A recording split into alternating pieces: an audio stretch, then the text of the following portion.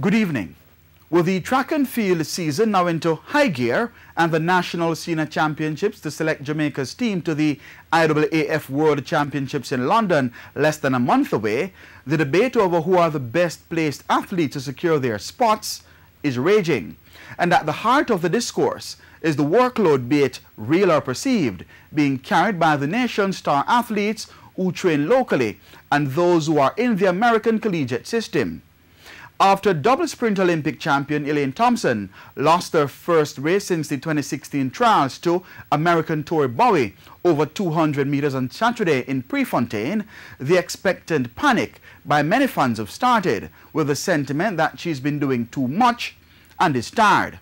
While this could be argued, given that Thompson has been running every weekend since mid-April, including trips to China, Qatar and the United States, Sports Commentary is not the least bit disturbed for the simple fact that her coach Stephen Francis has shown since 2008 that his athletes, particularly females, are usually ready to deliver at the major events in August.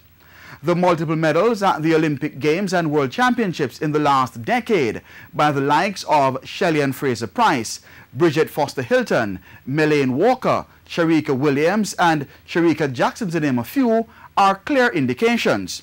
Now, one would tend to be far more concerned for the athletes competing in the American collegiate system. And the simple reason is that the majority of them have been competing since December on the indoor circuit and now outdoors in multiple events each week with points at stake for their respective teams.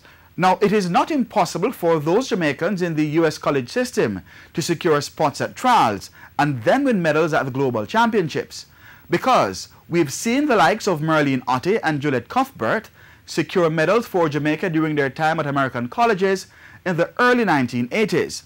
But what is certain is that producing their best after a packed schedule on the NCAA circuit will be far more difficult than those who are now training locally with a single aim of competing at a major championship with one-off races at the Diamond League circuit.